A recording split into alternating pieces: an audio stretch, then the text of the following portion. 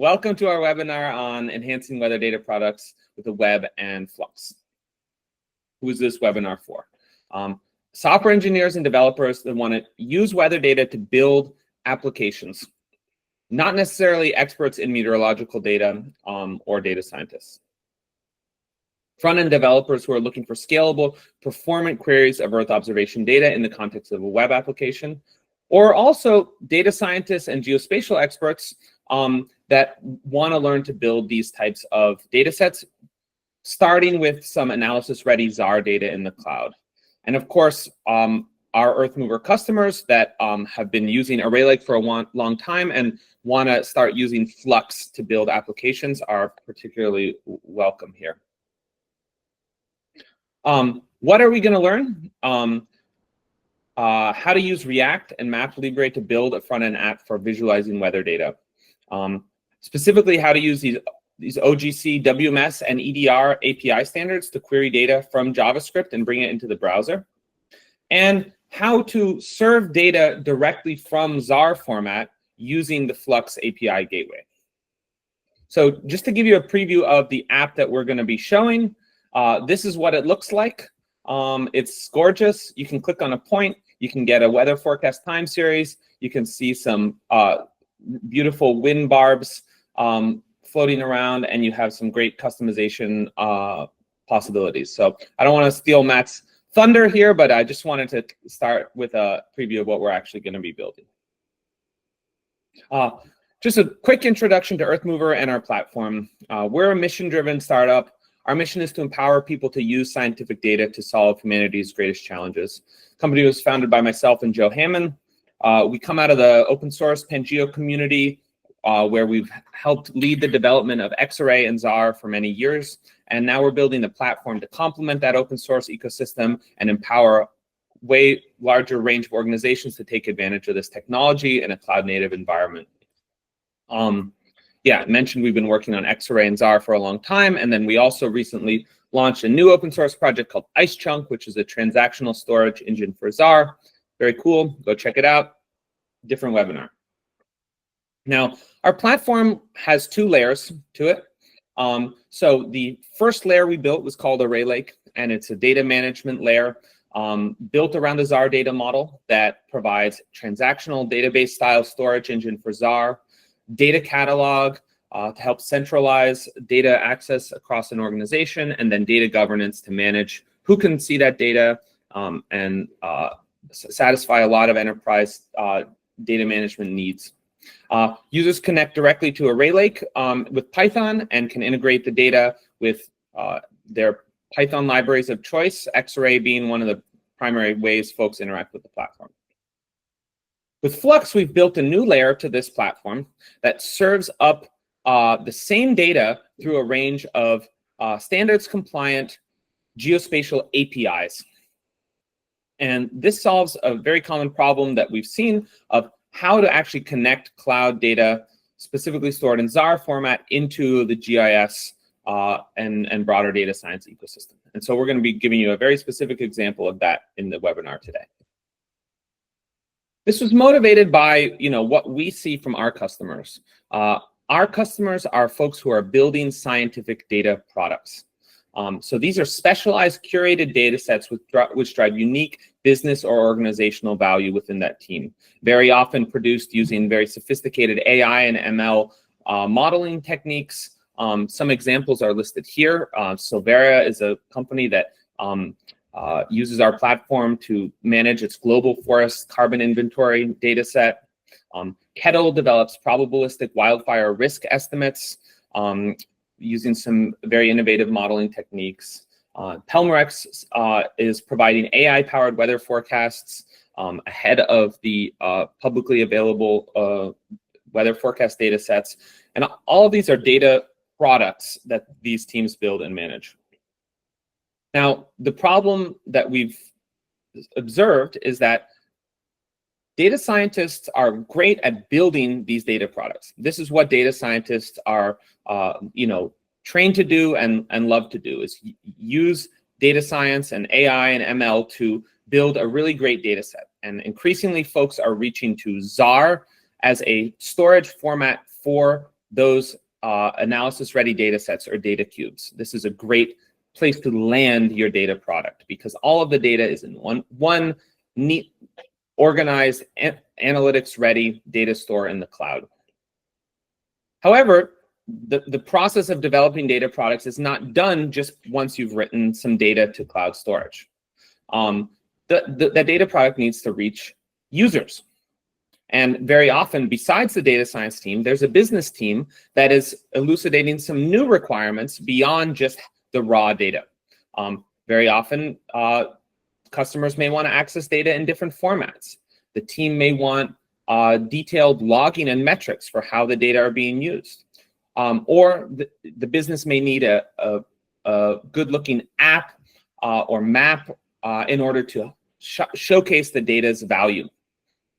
And so these are things that need to be developed. And there's a couple different patterns that we see when these requirements emerge.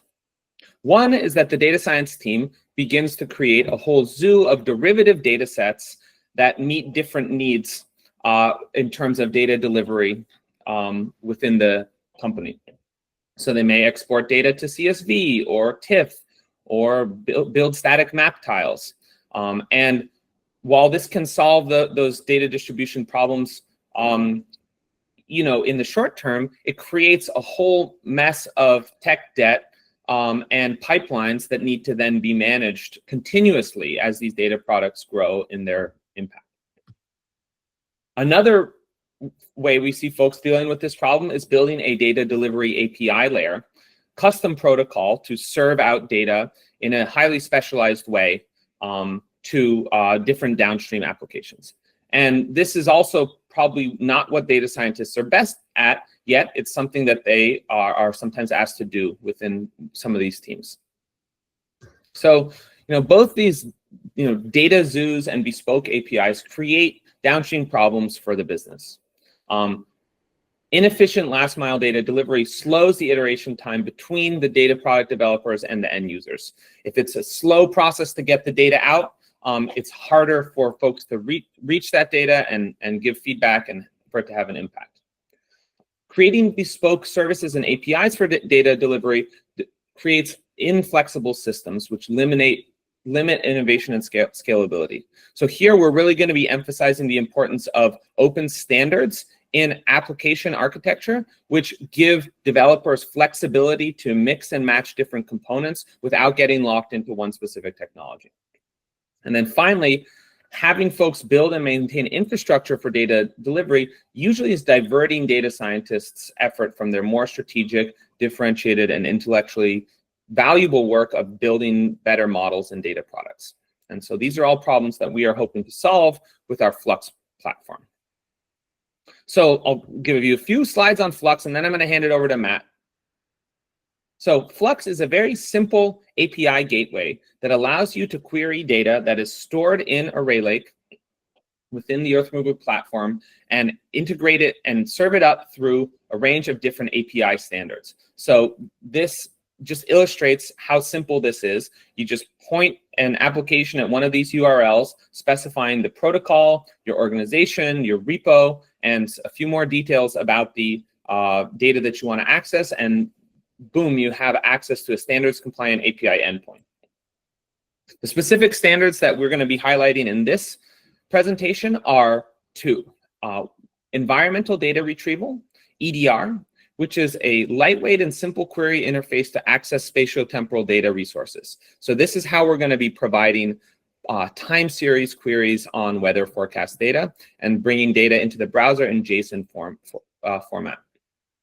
The other one is going to be WMS, Web Map Service, which is a very widely supported protocol for web maps and map tiles that works in many different front-end WebGIS and desktop GIS applications. And all of this is provided by a highly scalable cloud-native architecture that connects directly to data and object storage, which we manage on your behalf. And this is really what the Flux platform does, is it queries, it responds to these queries, it figures out how to satisfy them in a performant and scalable way so that you can focus on your application development and not on infrastructure management. Okay, so this is where I'm going to hand it over to Matt. Matt is going to tell us about how he got interested in this problem, and is going to walk you through how we built this app. So Matt, take it away. Hi, everyone. So I've been building user interfaces matched with weather data visualizations for a while now. And I wanted to highlight why Flux is so exciting for me personally. So I love to build niche weather apps, ocean apps, whatever. And the problem with doing this is that I think of a cool idea I want to serve up, and then it turns out that I have to build a whole custom cloud backend for it. I have to figure out how I'm going to store the data in S3, how I'm going to manage my cost there, how I'm going to serve out the data I need exactly so it can be shown in these apps as it's showing here, so that it's performant enough, and also so that like I'm minimizing my effort, because all these apps I'm showing up above are all like they've been side projects for me in the past, right? I can build some really cool stuff, like a full-blown weather app on the left. I have a buoy app on the right, and these are really great apps. I love using them, but all of my time, most of the time building these apps is spent designing a full infrastructure for the backend so that I can serve up the data performantly. And so, eventually you get to a point where that becomes very tiring. And what working on Flux has been so amazing is that we have these different standard architectures that we can use to build out these types of apps, without having to design the bespoke architecture, and just focusing on the data that we need and how we want to view it. So what I'm going to do, so what we're going to build today, can you go to the next slide?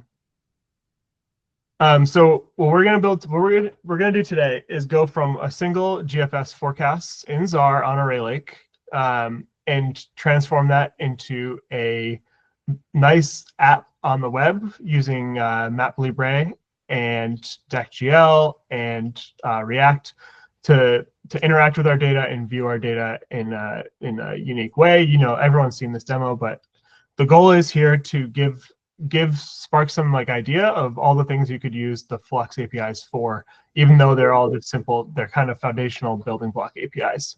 Just so the stack we'll be building with today is we're going to use an ice chunk dataset on Array Lake, and then we're going to use Flux to query it with WMS and EDR with TypeScript and React. We're going to show some user interface components built with ShadCN, and we're going to visualize the spatial parts with MapLibre and DeckGL.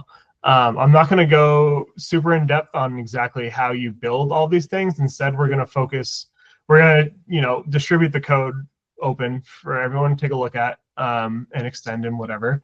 But we're going to focus on exactly how what Flux APIs we would use to get all this functionality to work, and the basics of doing that. So I'm going to take over now, Ryan. So the first thing I want to do is just look at the data set that we're going to be visualizing today. So the data set that we're going to be looking at, thanks to Dynamical. We pulled out a year of GFS data from Dynamical, and we saved it with ice chunk and saved it into Array Lake. And looking at this data set, we have a year of data. We have it chunked on basically weekly chunks. So we have all week of time points in a single chunk, and we have not very big spatial chunks. So if we look at the whole world is 720 by 1440, we have 145 by 144. And we call these Goldilocks chunks typically. They help us to get pretty fast spatial resolution, pretty fast spatial queries, but also decently fast time series queries. We're not optimized for time series. We're not optimized for spatial queries. And we have, in this data set, we have temperature and wind that we're going to be focusing on today, and they're all at the surface. So looking at, just to make sure, we have our WMS and EDR both turned on in the app, and so we can then go and use these APIs. So to give an example of what our app looks like, I have it running locally. It'll be running on the internet for anyone to use later.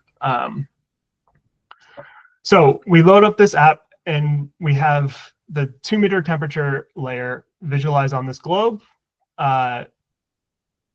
along with the wind at the 10-meter wind animating with those beautiful like windy-esque wind animations. And you can see that right off the bat, this color distribution isn't great. So what we can do is we're gonna come down to our legend and we're gonna auto scale this. We're gonna check all the data for our global layer, our global temperature layer, and auto scale it so we fill up the entire range of the data at this time. And we're visualizing the day for 1 day in 2015, June 1st. And from there, we can also then go in here and try to find another color scheme we like better. I'm going to go with magma. And so we can see as we change all these things, we refetch from Flux and the data updates right away. And then beyond that, we can then look around the world and the data will fill in. And then importantly, if we care about a single place on Earth, so say we care a lot about somewhere near San Francisco, we can then click on a point and we get a time series of the temperature at that given point, all loaded up from our EDR endpoint with Flux. And then beyond that, we can then go and expose this data in a number of different formats. So we can do it in coverage JSON, which is what we're using in this app. We can also do CSV, GeoJSON. If we wanted to like put points on a map, GeoJSON is great for that. Or Parquet and NetCDF for further data analysis. This drawer is built with ShadCN, and the chart is also built with ShadCN. So all the things in this app are pretty much like standard things you can get from libraries off the shelf. There's not much custom work going on here. So that's it. And I want to emphasize now like the different APIs we use to make all of this possible. So let me switch back over to the slides. Hold on one sec.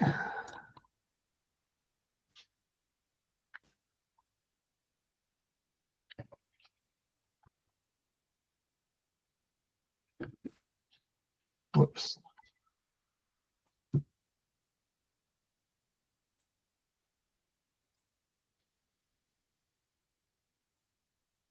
I am not good at slideshow, so give me a moment.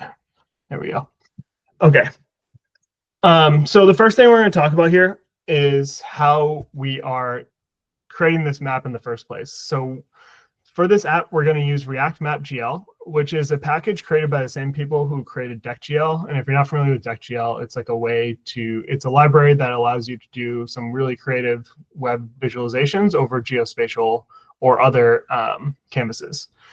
So in this case, we're creating a map with React, and you can see we're telling it we want to use a globe, and then we're also having an on-click handler here, so that every time you click on the map, we're going to get our time series. Then we want to add our temperature to the map. And from here, we're going to use the WMS to do this. And so there are a couple different layer types in Mapbox. So MapLibre and Mapbox, they use the same style specification. So I'll use those interchangeably a bit. We're going to use a raster layer in Mapbox to get to create the WMS tiles on the map. It's important to note that we're going to use getMap from the Flux WMS, but the Flux WMS is not it's as compliant as we can get it for now. We're still working on making it more compliant. But one of the things it does that's not totally standard is we support XYZ tiles on top of just WMX bounding box queries. And so this allows us to just simply place this on any kind of web mapping system that expects XYZ tiles, like Mercator tiles. And so the code here, there's a lot of code here. We're going to give out the code on GitHub later, so you don't need to read it too much. But we're going to specify that we're going to visualize the function here to create a URL from our WMS service allows us to specify a given layer and time and tile size and all these things to fetch an image from our API. If your data has more dimensions other than time or verticality, you can also filter on those, and the WMS will take care of it. And we support all the standard Matplotlib default color maps via raster/color map name if you're for a style, and we're working on ways to support more, but that's all those ones I showed before in the demo. That's where those come from. And so to add this to the map, we're going to add a raster source as a child of the map, and we're going to add a raster layer that depends on that raster source. And that raster source will take care of fetching all of the tiles for us and caching them, and basically make our layer load up the data. And then the layer is like how we present it to the screen. So we can change the opacity or other painting properties. So now that we've done that, if you fill all that, if you go through all those steps, you get the raster data loads in on the map. But we can tell that the coloring is not great. So we want to use our legend to show the user like what are they actually looking at, right? And so we also support a WMS get legend graphic endpoint, which allows you to get a color bar of the given raster style of your choosing. And what this allows us to do is it basically just fetches another image that you can then visualize in your application however you would with a normal image tag. And you can specify the width and height and the style, and it will come back with a nice, beautiful color bar, which like I changed the border radius so they look nice and pretty. You can make them, you can kind of fit them in. You can also do vertical if you don't want horizontal. So there's a lot of different ways you can do that. It doesn't come with the names. You can customize the rest of it however you want, but it returns to you that color bar, so you can visualize that right in your application. So I think we want to auto scale our temperature on the global basis. Our WMS does support a query parameter called auto scale, which allows you to have the WMS auto scale it for you. However, that doesn't work great when it doesn't work great for tiling right now, because what that will do is it will check on each tile that comes in, it will auto scale that tile based on the data that's in the given tile. And so there are a couple ways to get around this. We're working on a way to fix that, to work around that, and like by default in the future. But for now, the couple ways you can get around that are using a get metadata call, which is another API that our WMS supports. That's a custom extension that was defined by NCWMS2, which some people may remember. NCWMS2 comes by default with threads, so it's somewhat of a standard, but it's not the standard WMS. And there's a lot of different types of metadata you can fetch through this. You can fetch menu, so you can like create a catalog-like interface. You can fetch which time steps are available, but you can also fetch the min and the max for a given layer. And you can do that either with, your entire global layer over all your time steps over at your entire global layer at one time step, or even you can focus on a given bounding box at a specific time step, and you can keep going down and get it as specific as you want. In our case, we're going to go simple for now, and we're just going to get the min and the max for the entire globe at a single time step.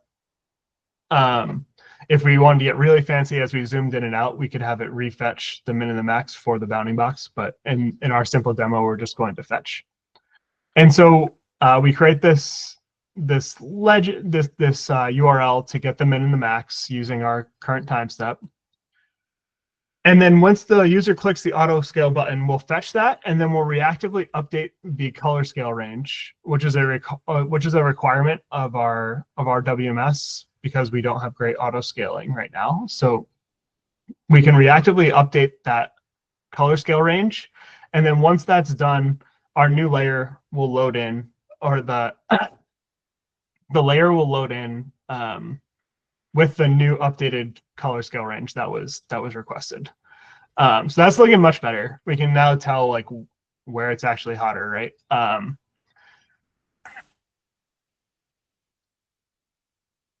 And then we want to go one step further. So let's show those cool wind animations on the map. These were, I think anyways, I always associated with them with Windy in the past. I know Leaflet had support for this using some custom, I think it was CSV format or something, or JSON format. And Mapbox actually wrote a really cool demo about how to do this with a while back, but they don't support this as like a true custom layer until like very recently they added support for it, but it's a proprietary format. So we currently do not support that format. But the basics of how to do this with WebGL are the same. And luckily, other people in the community, especially in DeckGL, have really worked on how to support these things. But first, I'm going to talk about. So what I want to focus on here is how it works, and then that kind of shows you how we can support that with Flux and our WMS system. So the simple background the simple background about how these work is everywhere in your target region, little particles of whatever are scattered all over the earth. We'll think of them as like little dots. And then every time WebGL runs a render loop, we will check our source data for the wind U and the wind U component and V component at that given point, and then we'll run a little physics simulation to move that particle somewhere, and then a snapshot will be taken and rendered to the screen, and you'll see those tails because basically what happens is there's a decay function that just makes the particles more translucent over time as they get older and older. So you're seeing a bunch of particles move around the Earth, but you're only seeing a portion of their history at a given time because they decay. And so how can we support this with Flux? It turns out, so the way that WebGL looks up the wind speed at a given location is using texture mapping. So that's a texture is an image. And so what it will do is it will map pixels in an image to locations on the Earth, and then do some math to move those particles around. So what we need to do is get the U component of the wind velocity and the V component of the wind velocity and combine them together into one target texture that the animation system can use to animate our winds. On the left is a grayscale image, sequential grayscale image, that's important, and on the right of the U component, and then on the right is the V component. We combine them together. We shove the wind U velocity into R, the wind V velocity into B. And the reason we can do that is because with this sequential grayscale component, with a sequential grayscale color map, we know the min and the max of the values because we fetch them from our WMS, and so we can map them sequentially from 0 to 255, which 0 being black and 255 being white in this color map. And so we map those to values, and then we're able to animate from there. So how do we actually do this with TypeScript? So we can concurrently fetch get map tiles like that span our entire Earth or our target region, and then combine them together. And so it's a little bit tricky. The reference code will show more about this, but there's no PNG support in the browser. So instead, you render the canvas and then combine the pixel channels into arrays that can be used for mapping back to textures.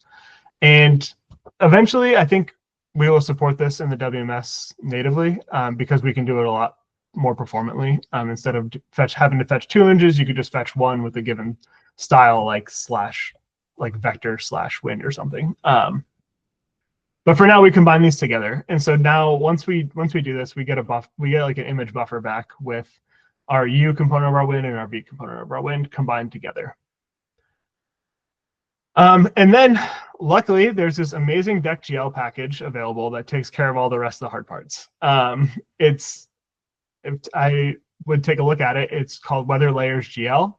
And they have a whole bunch of different ones. They have contour layers, they have min-max, they have like high-low layers, all kinds of different all type of different weather layers that you'd want to build. The one we're going to use is called the particle layer, and we'll basically pass our wind data into this, and it will take care of animating however we would like. And you can see here we have our image unscale, which is the color range from if 0 is -40 and 40 is 255. If we're thinking of, or black is -40 and 40 is white. And then we can customize how much is going on in this animation with how fast they're moving around, how long the tails are, and how many particles are on the screen. But once we do that, we add that DeckGL layer to the map, and we get the animations. So that's looking really good. And now I think the last thing we need to do is add our interactivity, which is, I think, the most important part of this. So to provide interactivity to this map, we already mapped, when we first set up the map, we created an on-click callback so that when you click the map, something happened, right? We updated the location in our state. And this is all reactive. So when you click on the map, we'll update the location in our current state. And then once that happens, we'll fetch this time series from EDR. And so we're going to use an EDR position query to download a subset of this data. And we're going to do a time series. So we're going to fetch a month of data at the given point. We're going to specifically do 2015 May 1st to 2015 June 1st. And we're going to only download temperature, not wind for now, just to demonstrate the functionality. Now, when using EDR, it's important to pick the right format for your application. This application is running in the browser, and we want to do custom things to it. So coverage JSON is, I think, perfect for what we're doing. That basically gives us back a nice, easy to read JSON document with our arrays, with our array data inside of it, and then we can do whatever we would normally do in JavaScript with it. If I wanted to show this point on a map and animate the color of the temperature at a given point over time, I would instead use GeoJSON for that, because that's supported natively by all mapping systems. It's basically a vector layer. And if I wanted to do analysis, depending on the type of analysis, I'd use CSV or NetCDF or Parquet. Additionally, we're not showing it here, but you can also do area and cube queries with this. Area queries allow you to basically query any arbitrary polygon region in the world.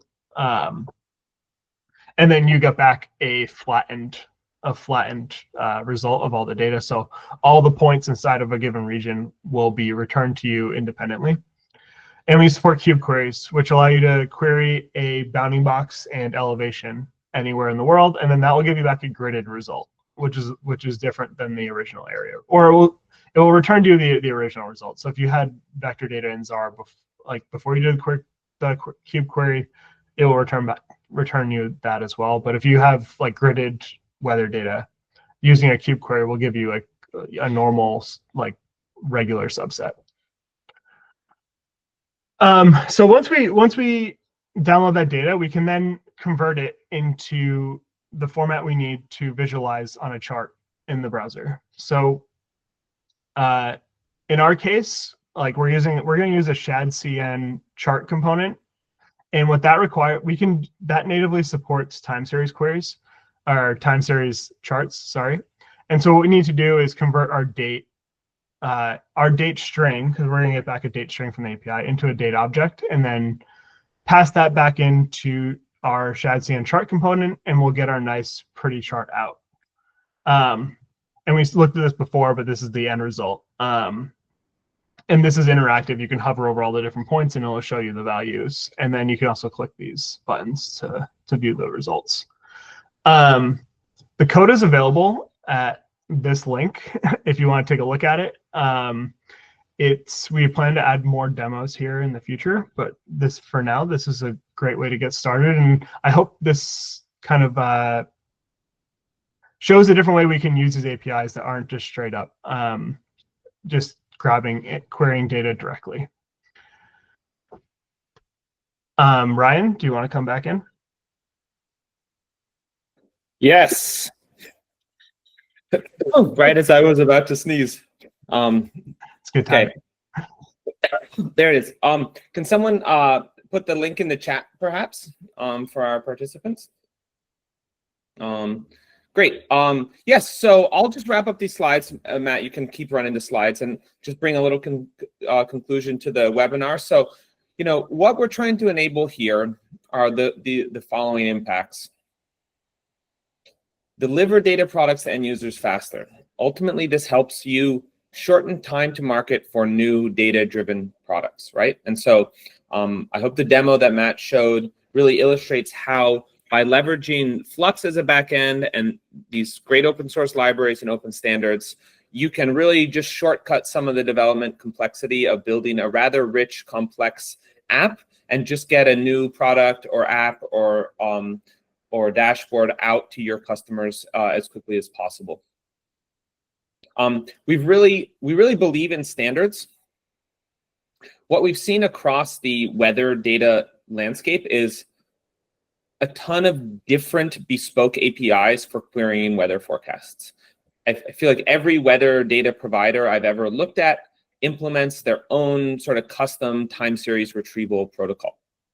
And we don't think that's great for developers, because that means you have to create a custom implementation for each one of those different sources. So by aligning with standards, this buys you flexibility, and it helps all developers, by less reinvention of the wheel.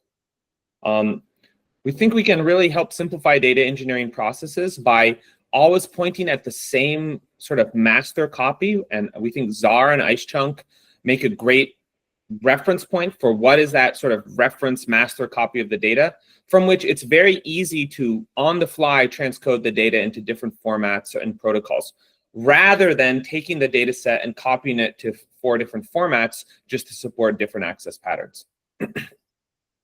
Ultimately, what we want to do is free up AI, ML, and data scientists from the labor of building and maintaining infrastructure and let them do what they do best. Few words about the roadmap here for Flux. So there's a lot of cool stuff that we have on the way. We are looking into providing GeoTIFF downloads because this is something we get a lot of requests for. Right now, the projection support in WMS is fairly limited, and so we're adding support for more different projections and CRSs. We're working on multi-region deployments of this service. So, for example, we have customers in Europe whose data is stored in a object store in Europe. Right now, our service is deployed in US East 1. That's not the most performant setup. So as we evolve to deploy this service in more regions, it can be closer to your data, enabling better performance. There's other protocols we're looking forward to implementing. WMTS, XYZ tiles is actually almost already there.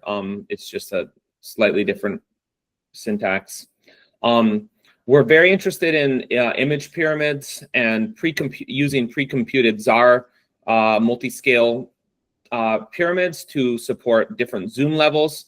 The demo Matt showed was on pretty low resolution data, weather data, right? So it works great. But if you have, say, 30-meter data and you try and zoom out on the whole globe level, that's not going to work great with the current architecture. But we have a roadmap to solve that. And of course, we're very interested in your suggestions and your input, including on this call. So if in the Q&A there's a particular protocol or standard or feature that you would love to see from Flux, please let us know. We're very open to that feedback. Which I think brings us to the end. Here are some ways you can follow along with what we're doing at Earthmover. There is a newsletter. We're going to be at a couple different conferences, including EOS Summit in just a few weeks, SciPy in July, the Esri User Conference in July as well. So I'll leave this up there, and I think we can move into the Q&A. Let's see. If folks don't mind using the Q&A feature, it's a really useful way to synthesize these different questions. And if people want to even upvote things, that's how we can prioritize. So Mark asks a very pertinent question. How do you handle authentication and entitlements to the data? If the customer only has access to a certain geographic extent of the data, do your APIs handle this use case? Matt, what can you tell them about Flux and access controls? Yes. So ArrayLake has support for controlling whether your Flux endpoints are public or private. The ones we're using in this demo are public.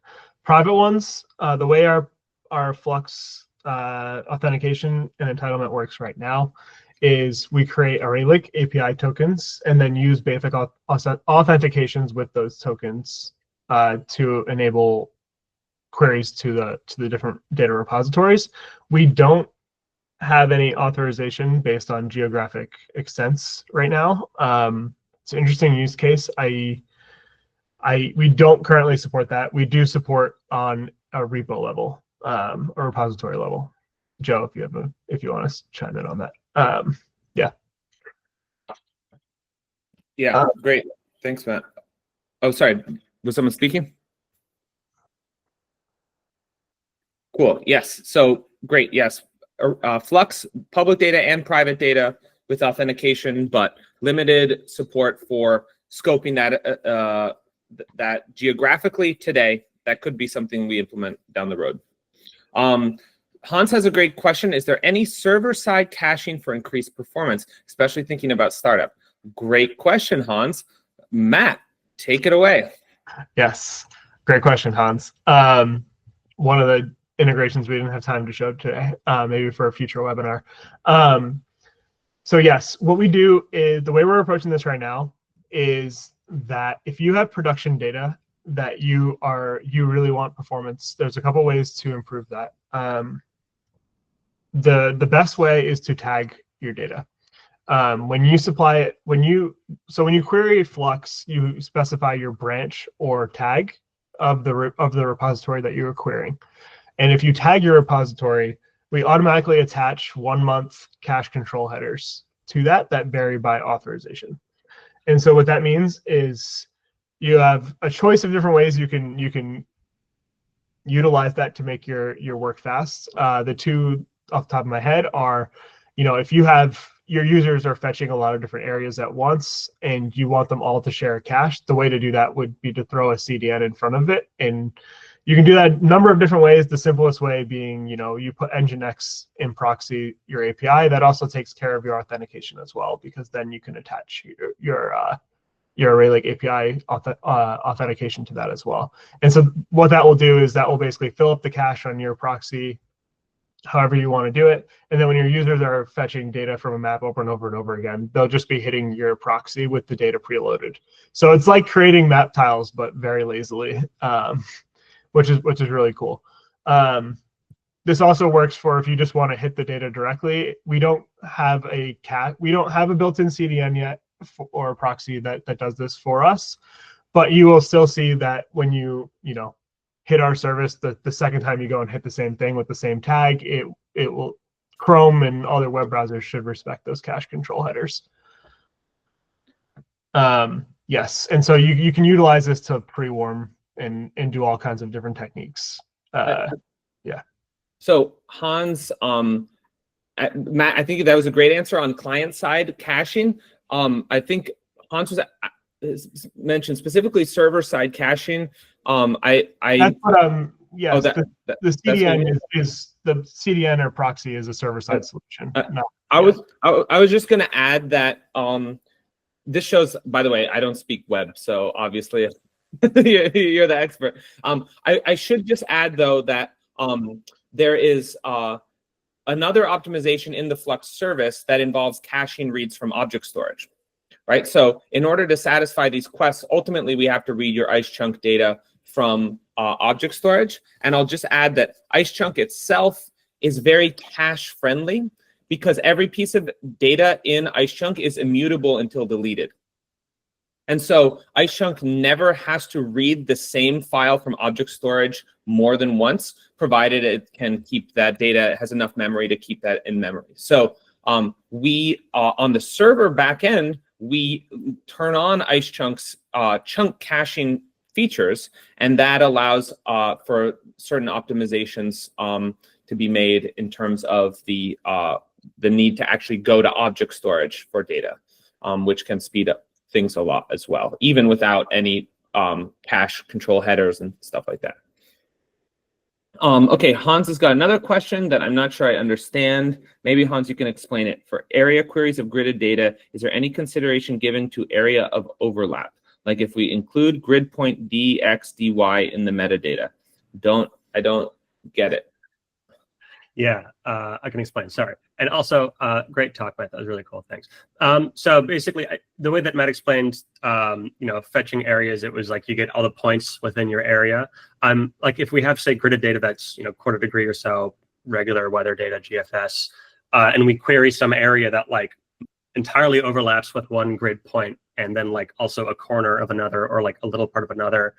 I'm guessing you just get basically any grid point with the center inside. And I was wondering if there's some way that you could support like taking into account the sort of fractional area of a given grid that's overlapping with your area query. That is a really good question. We talked for a while, but I say me bugging Deepak about the right thing to do here. And right now we depend on like some basic intersection. If there is we'll have to write this down, because if there's a CF way to, like, I'm sure there is, to specify the size of a given grid point, we could definitely work that in. So we'll have to work on that. Currently it's just a simple intersection. So if they match, it includes anything it hits on the boundary, but not if it's lies outside. And just to add a little more color on that, Hans, we dog food the open source stack exclusively here at Earthmover. So Flux is built around X-arrays querying capabilities, right? And so we need to add that querying capability to X-array first in order to make it possible in Flux. And I think that's a great idea. It gets to something that I have often thought about, which is this sort of ambiguous, gridded data. It's not exactly raster. If you really zoom in, each cell can be thought of as a polygon. So it kind of has more of a vector data style structure to use GIS speak. And so, that's some pretty sophisticated indexing capabilities, but certainly possible to build. So it's a good suggestion. Okay, I see Terrace has a hand up. Please go ahead.